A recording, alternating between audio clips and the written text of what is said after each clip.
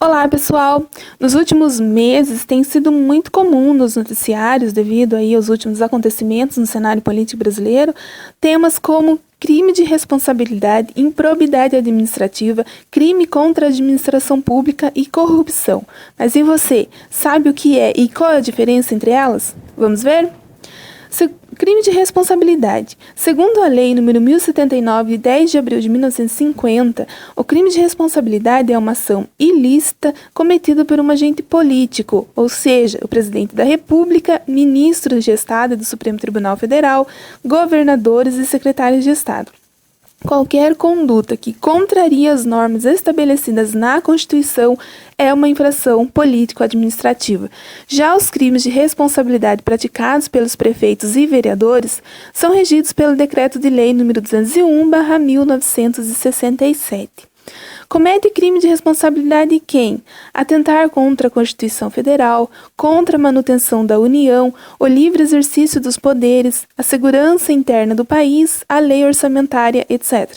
E as sanções para o crime de responsabilidade são exclusivamente políticas, como a perda do cargo político, ficar inabilitado de voltar a exercer atividade no âmbito da administração pública ou a inelegibilidade para qualquer cargo político.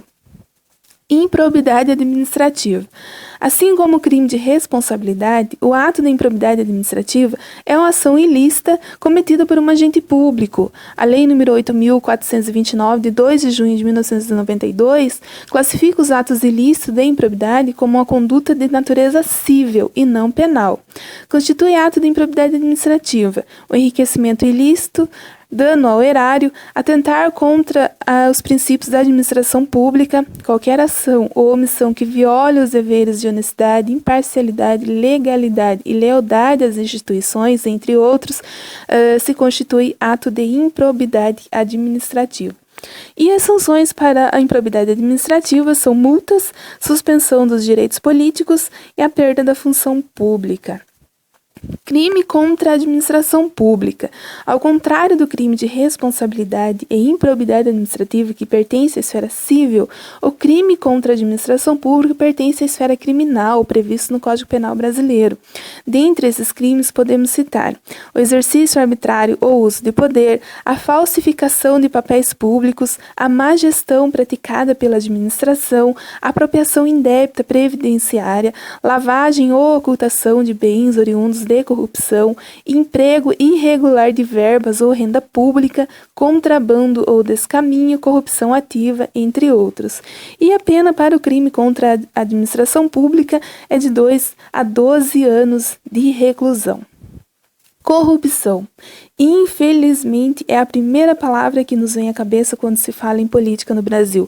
A corrupção é crime previsto no Código Penal brasileiro e se caracteriza pelo mau uso da função pública com o intuito de obter vantagens pessoais. O crime de corrupção se classifica em ativa e passiva. Comete corrupção ativa aquele que corrompe e a passiva aquele que se deixa corromper.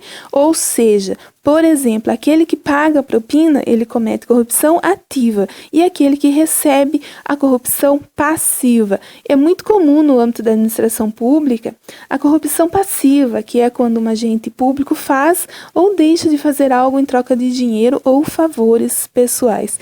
E a pena para o crime de corrupção ativa e passiva é de 2 a 12 anos de reclusão. Bom, ficou claro, pessoal?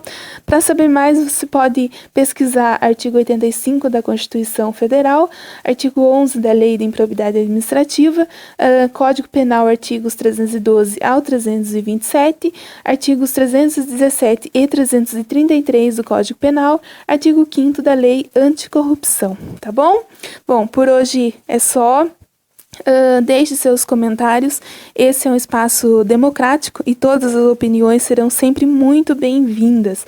E isso só enriquece o nosso assunto, tá? Bom, se inscreva aí e até a próxima. Valeu!